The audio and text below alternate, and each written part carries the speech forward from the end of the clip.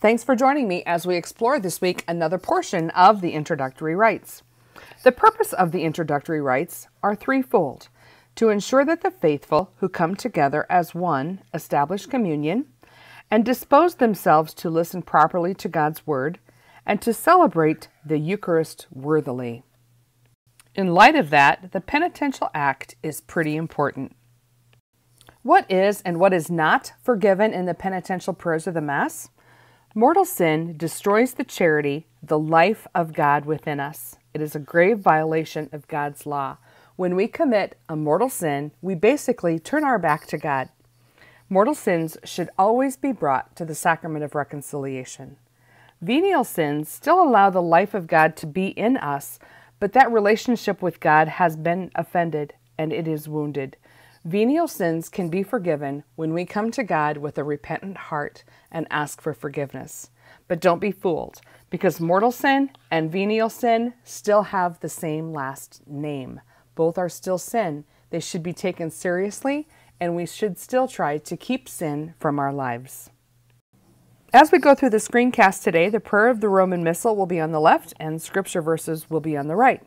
The prayer that I really studied a lot this week was the Confiteor, which is Latin for I confess, and I confess are the first two words of this prayer. All of the penitential prayers begin with the priest who says, "Brethren," or brothers and sisters, let us acknowledge our sins and so prepare ourselves to celebrate the sacred mysteries. Acknowledge is different than call to mind. We can call to mind a lot of things, but when we acknowledge, we do call them to mind, but we also have to admit that we have made a mistake.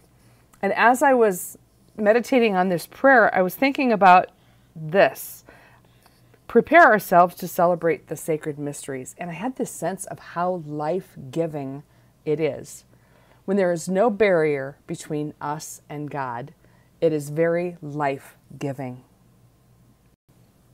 I confess to Almighty God makes this prayer my personal prayer. But I confess to you, my brothers and sisters, and everyone else around me is saying this as well, makes this a communal prayer. Here comes the humbling part. I confess that I have greatly sinned in my thoughts and in my words, in what I have done and what I have failed to do. One year in a small group study, someone came to class and said, so-and-so, not their real name, so-and-so says they don't have to go to confession because our venial sins are forgiven at Mass and they don't ever do mortal sins. But what really struck me about this prayer, and it does every time, is it's not always about our thoughts and our words, it's about what we have failed to do. For example, if we're in a group of people and they're gossiping, do we take it pride among ourselves saying, I didn't say anything and join in their conversation, when the right thing to do would have been to stop it? James says if you know the right thing and you fail to do it, for you it is a sin. Are we with people who decide they're going to slander and say negative things about the church when we know that the right thing to do is to stop that and to build up the church? What have we failed to do? The Good Samaritan story. 2 people walked past that man laying on the road. They knew the right thing, but they didn't do it. Jesus gave us a direct commandment before he ascended to heaven. And he said, go, make disciples of all nations, baptize them and teach them. Are we doing that, or are we failing to do that? What are we failing to do? Those are the sins of omission. If there is a brave soul among us, I would love it. We would all love it if you would tell us how this goes.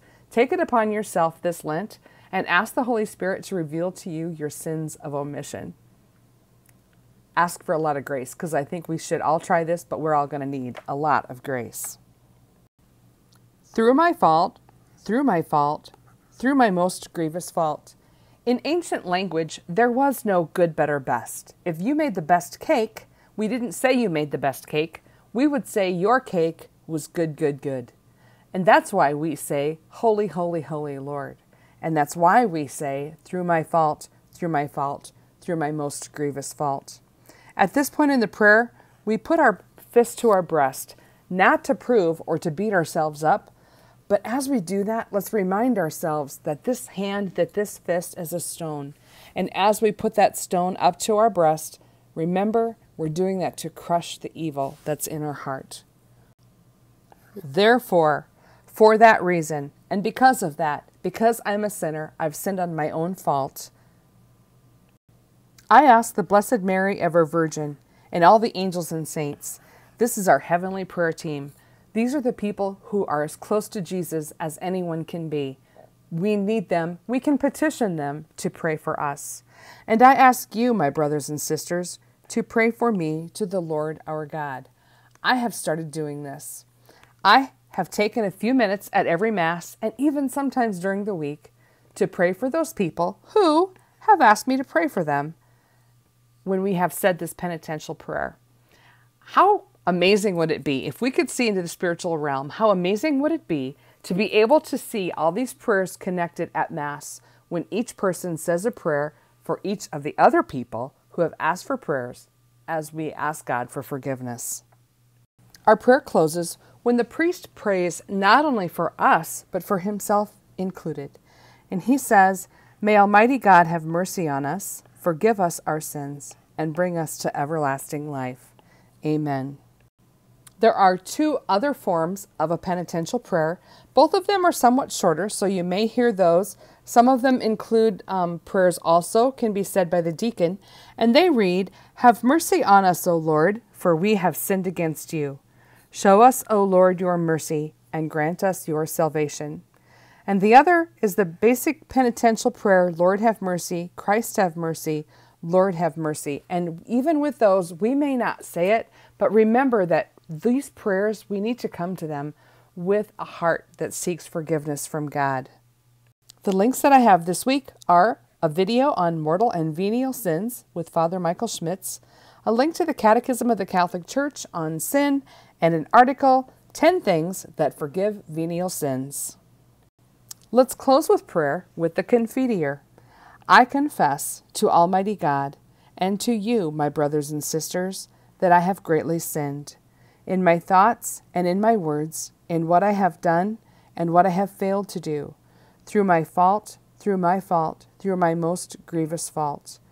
Therefore, I ask the Blessed Mary, ever Virgin, all the angels and saints, and you, my brothers and sisters, to pray for me to the Lord our God.